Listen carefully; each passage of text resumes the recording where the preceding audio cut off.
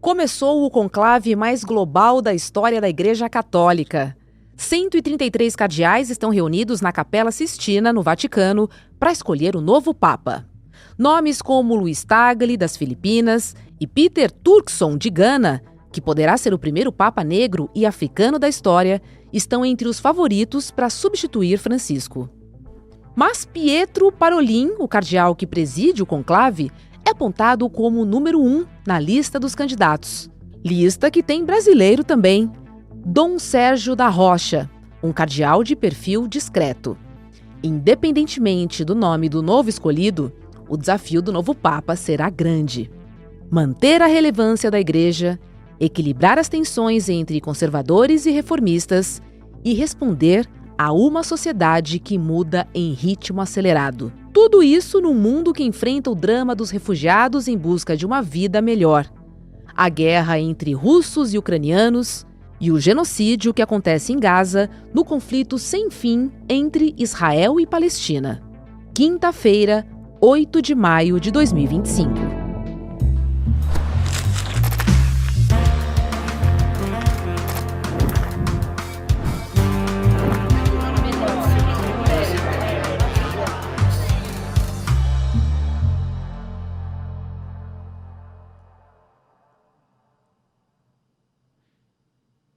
Olá, seja muito bem-vinda, seja bem-vindo ao Em Detalhes. E neste podcast nós sempre vamos mergulhar e analisar uma temática do nosso dia a dia com um convidado ou uma convidada.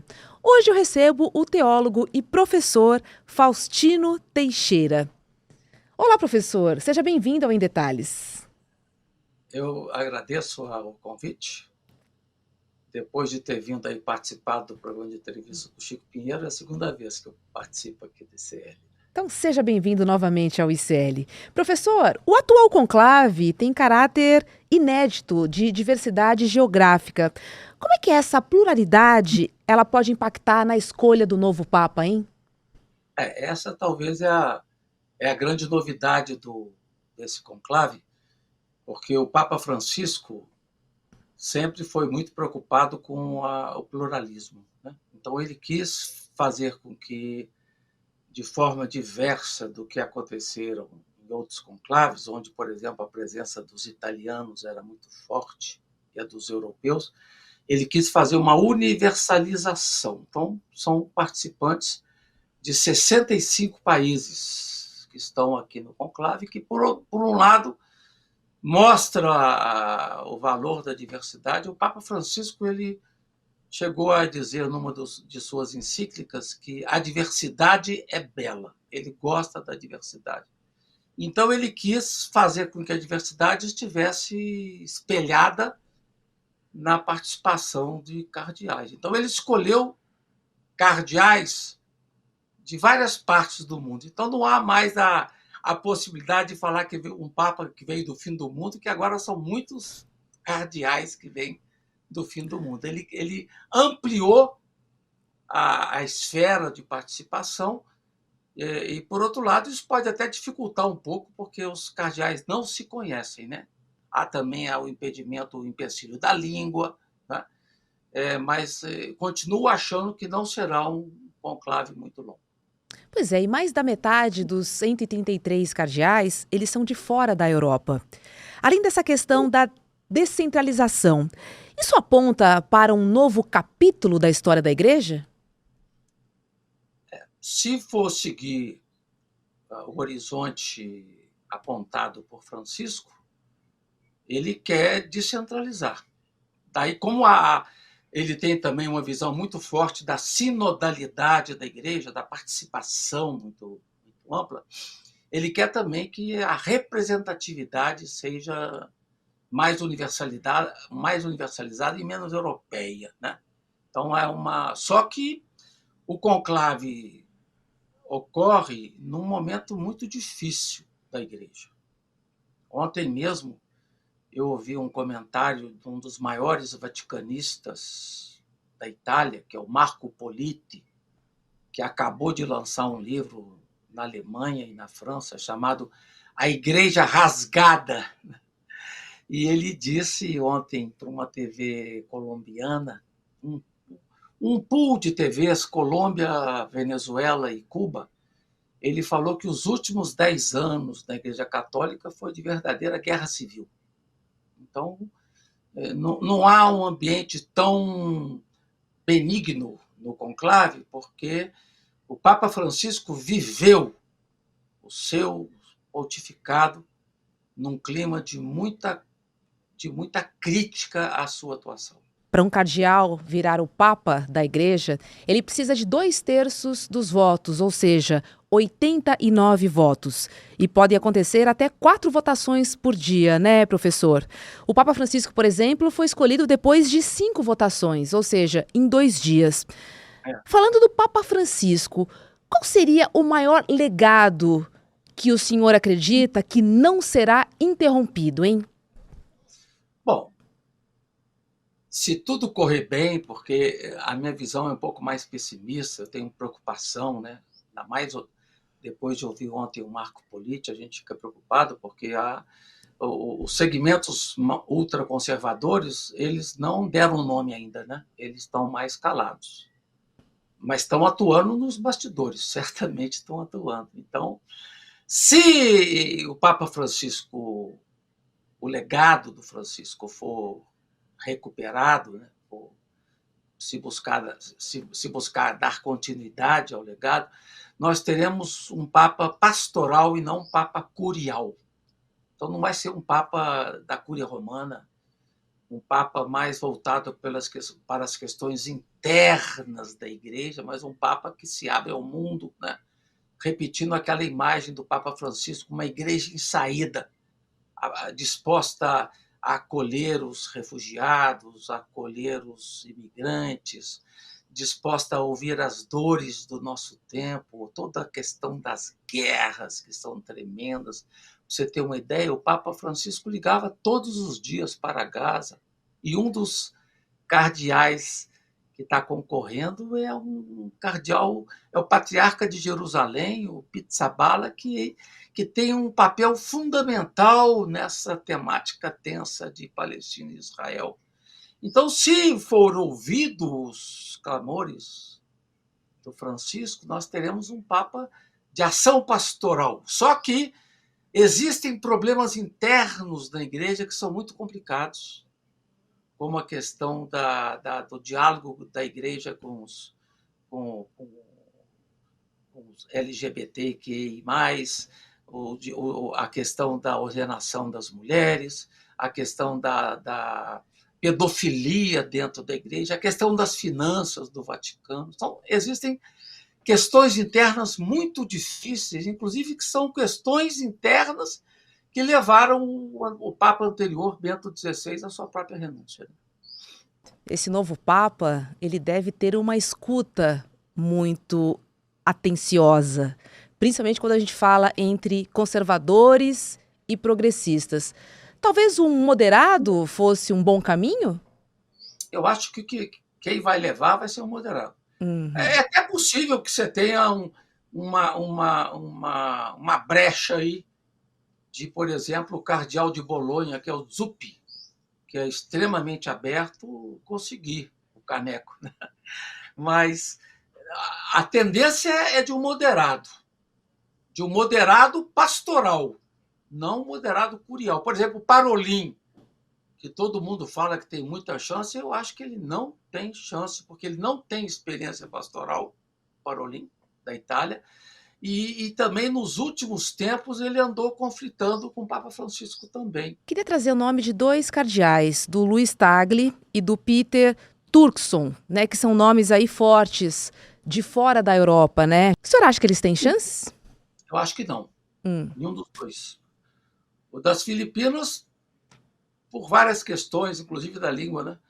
E no meu ponto de vista, eu vejo alguns nomes possíveis. Embora eles falam que quem entra Papa volta cardeal. Né?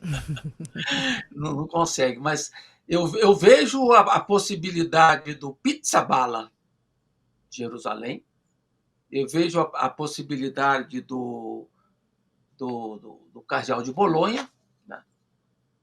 Uma possibilidade. Eu vejo a possibilidade do do cardeal de Portugal, que é um nome,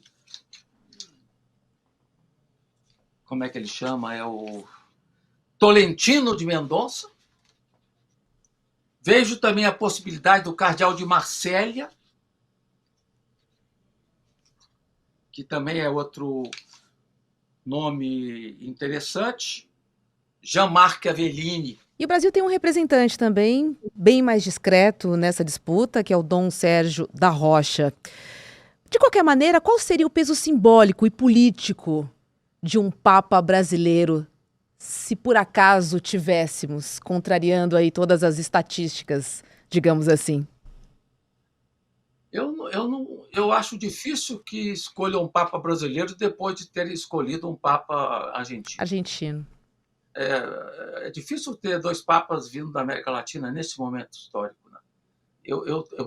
Por exemplo, teria um nome importante do cardeal do Peru, que é discípulo do teólogo da libertação, Gustavo Gutiérrez. Carlos Castilho é outro nome importante, mas também, em função dessa questão da América Latina, eu acho mais difícil, nesse momento, um cardeal da América Latina, acho difícil um cardeal dos Estados Unidos, acho difícil um cardeal da França, porque tem também toda a polêmica anterior de Avignon, do antipapa, né? Eles não vão querer chamar, há uma tensão aí com a França. Possivelmente seja ou um cardeal da Ásia ou um cardeal italiano. Pois Eu é. não vejo. Eu gostaria até muito que pudesse ser o cardeal de Manaus, que tem toda essa temática dos índios, a questão da terra, que trabalhou em São Félix do Araguaia, tem uma sensibilidade pastoral muito grande, mas eu não vejo ainda com muita clareza a possibilidade de escolha de um brasileiro, não. E a maioria dos cardeais brasileiros são mais para conservadores do que para abertos para a linha pastoral, que é o caso, por exemplo, do cardeal do Rio, de Brasília, de São Paulo. Não são cardeais tão afinados com Francisco, não. Agora, falando em América Latina, eu trouxe um dado aqui que a igreja perdeu cerca de 10% dos fiéis católicos nas últimas décadas. Pensando já na escolha do novo Papa, aliado ao fato de que a Igreja Católica cresceu bastante na Ásia e na África, talvez não fosse um momento de estar mais próximo, de ter um representante máximo desses países para fomentar ainda mais a Igreja por lá? Porque o que a gente percebe no âmbito mundial são dois crescimentos fortes. De um lado, o Islã, que é hoje a maior religião do mundo, né? Se comparar com o catolicismo, o Islã já ultrapassou o catolicismo. O Islã não ultrapassou ainda o cristianismo, mas o catolicismo já. E o esplendoroso crescimento dos evangélicos pentecostais na América Latina e no mundo, né? Então, realmente há um processo de sangramento de fiéis católicos que vão seja para o Islã, seja para os evangélicos pentecostais, porque a Igreja Católica vive uma crise interna. O Papa Francisco, ele freou essa crise, né? Pelo seu carisma, pela sua generosidade, seu toque pastoral. Então, ele camuflou um pouco a crise real que vive a Igreja Católica, que em muitas partes da Europa as catedrais estão vazias, a participação é mínima. Só os velhos estão na igreja, não há um apelo para a juventude. As celebrações são chatas, são desadaptadas. O Papa Francisco fez diversas críticas à formação precária dos pastores, dos padres católicos e bispos católicos, que não conseguem corresponder à expectativa dos fiéis. Então, um Papa que caminhe na linha do Papa Francisco pode ser um elemento a mais para essa desaceleração da queda do catolicismo. Por exemplo, se o catolicismo está crescendo na África, que é uma verdade, mas a igreja africana é muito conservadora. A igreja asiática é mais aberta que a igreja africana. A igreja na América Latina também é muito conservadora. Foi o tempo que a teologia da libertação ganhava lugar nas conferências de bispos da América Latina. Hoje a teologia da libertação está excluída para a periferia, entende? E o Papa Francisco abriu espaço para esses segmentos. Ele abriu espaço para a teologia da libertação, abriu espaço para as experiências pastorais mais abertas, abriu espaço para as mulheres, né? Então, abriu uma sensibilidade também forte para todo mundo da diversidade, né? Isso é que a gente espera, mas há uma resistência muito forte, potente, agressiva de segmentos conservadores contra uma continuidade da linha de Francisco.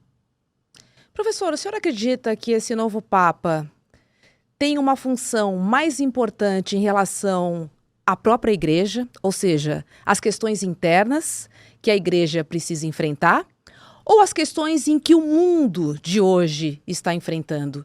O que pesaria mais na escolha de um Papa?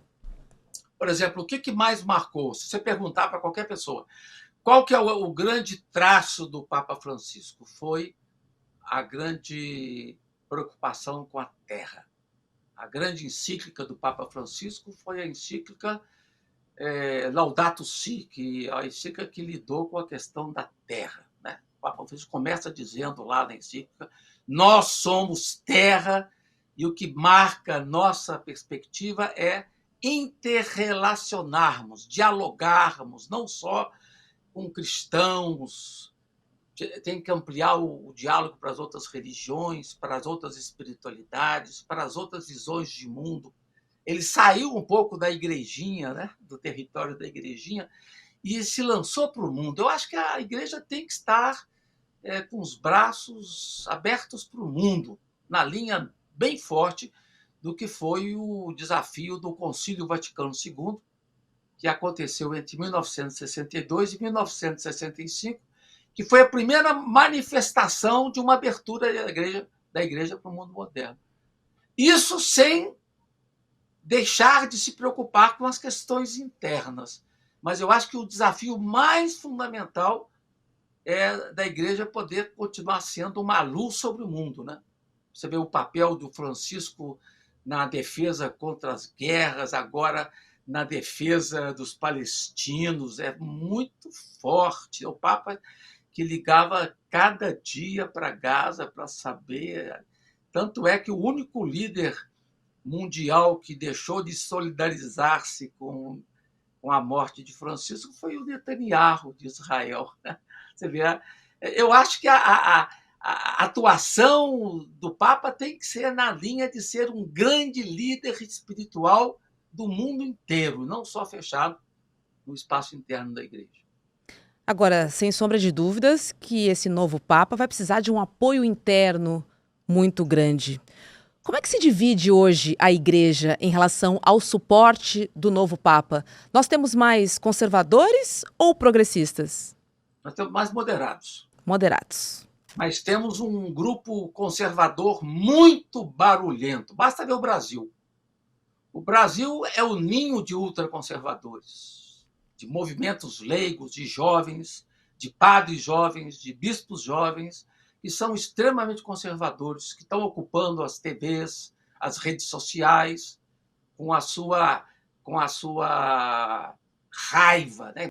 Infelizmente, o Papa que vem por aí vai continuar enfrentando uma barreira muito grande desses setores conservadores. Professor, as tarefas e o papel de um Papa, ele mudou muito ao longo dos séculos? Muito. Basta ver o que aconteceu com a Igreja Católica depois de 1965. 1965 é o final do Concílio Vaticano II, que foi um concílio eminentemente pastoral. Quer dizer, o que o concílio significou? Significou uma descontinuidade com uma visão de igreja mais centrada em si mesma. E o que acontece hoje? É uma divisão entre aqueles segmentos que querem dar continuidade à dinâmica do Concílio Vaticano II numa linha pastoral, e outros segmentos que querem buscar um equilíbrio diferente para a Igreja, de forma que ela não esteja assim tão empenhada no mundo, mas mais centrada na dinâmica interna, missionária, de uma evangelização proselitista que marcou o passado da Igreja e que Francisco rompeu com essa perspectiva de forma muito nítida. Ele também se aproximou muito da juventude, né? E algo que eu sempre Muito. penso, porque a juventude hoje ela é muito crítica e muito mais conectada. E o Papa Francisco tinha essa linguagem e essa conexão. E agora já pensando no futuro da igreja em relação ao número de fiéis, né, professor? É uma preocupação que tem que estar ali presente na escolha do novo Papa, não? O Papa Francisco ele se preocupou muito com os pobres. Agora, a grande questão da Europa com os migrantes, as pessoas que morrem no mar tentando encontrar uma vida mais digna. Com as Tanto é que questões ele começou, ambientais, né? a preocupação, ele começou o seu pontificado em Lampedusa, que é o lugar na Itália que acolhe esses migrantes, né? Ele se preocupou muito com a juventude, a atuação dele aqui no Brasil, no Encontro da Juventude, foi das mais bonitas, né? E, ultimamente, estava se preocupando muito também com os idosos. Nós, no Brasil, em 2050, teremos quase que 1/3 da população acima de 60 anos. O Papa Francisco bateu muito na tecla da juventude, mas também bateu muito na tecla do envelhecimento. E eu acho que isso aí tem um papel tão bonito e tão fundamental. E a gente pode, talvez, entender qual que é a vocação que o Papa Francisco deixou para a Igreja na leitura das reflexões que o Papa fez e que foram expressas na Via Crucis, na Sexta-feira Santa. Se a gente olhar lá as reflexões que foram tecidas na Sexta-feira Santa, ali está expresso quase que o testemunho que Francisco quis deixar para a Igreja. Eu me lembro também de um Papa acolhedor, um Papa que tinha uma simplicidade, né, durante toda a sua vida, inclusive na sua morte. Politicamente falando, professor, o que esse novo Papa precisa ter para continuar dialogando com a esquerda e com a extrema-direita? Ou com a extrema-esquerda e a extrema-direita? Primeira coisa, tem que ser um Papa capaz de ouvir as demandas do tempo. Né? Tem que ser um Papa capaz de ouvir os sinais do tempo. Tem que estar atento ao que acontece, não só dentro da Igreja, ao que acontece no mundo. Tem que ser um Papa ousado, profético, que saiba denunciar, particularmente, toda a dinâmica da opressão que continua acontecendo no mundo. Né? Tem que ser um Papa que continue a lutar em favor da paz. Eu acho que esse é um dos desafios mais fundamentais, né? Fazer com que o nosso tempo, que é um tempo tão difícil, a gente chama o tempo do antropoceno, que é o tempo da ação predatória do ser humano sobre a Terra, que o Papa possa ser uma voz contundente contra esta dinâmica violenta, predatória, necrófila do ser humano na Terra, não só na violência contra a natureza, mas na violência contra os desvalidos, contra os pobres, né? Contra os desencantados, e que a Igreja possa ser um instrumento de fortalecimento de um ânimo. O nosso tempo é um tempo de muita gente deprimida, de muita gente esmagada pela falta de horizontes, que possa pelo menos ser alguém nesse nosso tempo que continue testemunhando algo que é central no Evangelho, que é a dinâmica da alegria. Né? O Guimarães Rosa, no seu livro O Grande Sertão Veredas, ele fala que o grande desafio é o desafio da alegria. A gente tem que saber em que cavalo que a gente vai montar, se é o cavalo que vai para a tristeza ou se é o cavalo que vai para a alegria. Então, apesar de toda a conjuntura difícil da Igreja que nós estamos vivendo, a gente tem que apostar que é possível que haja um novo Papa que dê continuidade à dinâmica de alegria, de hospitalidade, de compaixão, de ternura e de misericórdia que marcou o pontificado do Papa Francisco. É isso. Fraternidade e amor, né, professor? Só para a gente fechar, o senhor acha que veremos a fumaça branca até o final de semana? Ou deve demorar mais? Eu acho que veremos a fumaça branca amanhã ou depois de amanhã. Não será um conclave longo, a meu ver. Por quê? Amanhã, porque eles não se conhecem? Por qual motivo? Porque os nomes já estão mais ou menos emplacados. A questão só é conseguir os 2/3, que é o mais difícil, né? Para conseguir os 2/3, vai ser necessário você angariar votos da extrema dos mais conservadores. Então, vai ter que ter um nome que não seja de ânimo muito acirrado, né? Que seja um pouco mais moderado. É a solução. Como dizia São Tomás de Aquino, o caminho está no meio, né? Eu acho que a igreja ela gosta muito daquelas opções que evitam os dois extremos. Eu acho que para o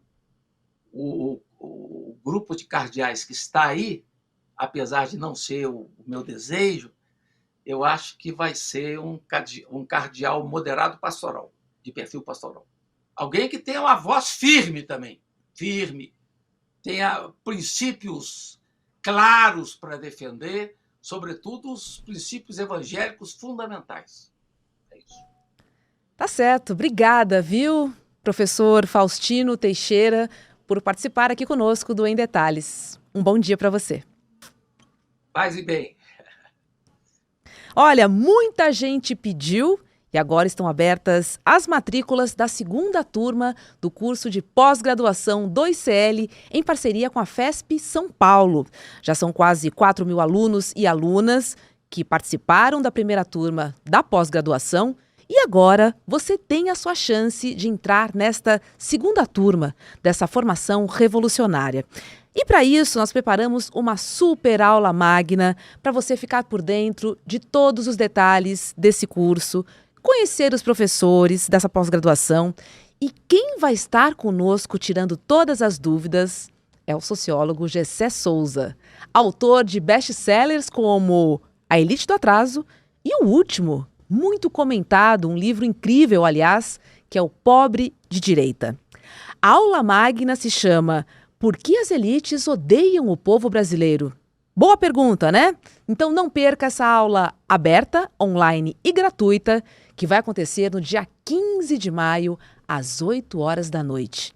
Corra e garanta sua vaga em detalhesicl.com.br e não perca essa chance de participar da segunda turma do curso de pós-graduação 2CL. O Em Detalhes de hoje fica por aqui. Para você que nos acompanha pelo YouTube, agora é hora de CL Mercado e Investimentos com Débora Maganha. E na sequência tem Rolê ICL. Obrigada pela sua companhia e a gente se encontra aqui na programação. Tchau, tchau. Sabe aquela história que no Brasil nada funciona porque o povo não presta? Pois é, isso nunca foi verdade. Mas foi o discurso perfeito para que as elites escondessem os seus privilégios e para elas poderem apontar o dedo para quem de fato sempre foi explorado. E no fim das contas, esse discurso disseminado à torto e à direito tem raízes profundas na herança histórica que o nosso país carrega. E na aula inaugural da segunda turma da pós-ICL-FESP, o sociólogo Gessé Souza vai explicar por que essas ideias se tornaram senso comum e como a elite usa esse discurso para manter o país até hoje de joelhos. Por que as elites odeiam o povo brasileiro? No dia 15 de maio, quinta-feira, às 20 horas, uma aula gratuita e aberta para você que quer compreender melhor esse país.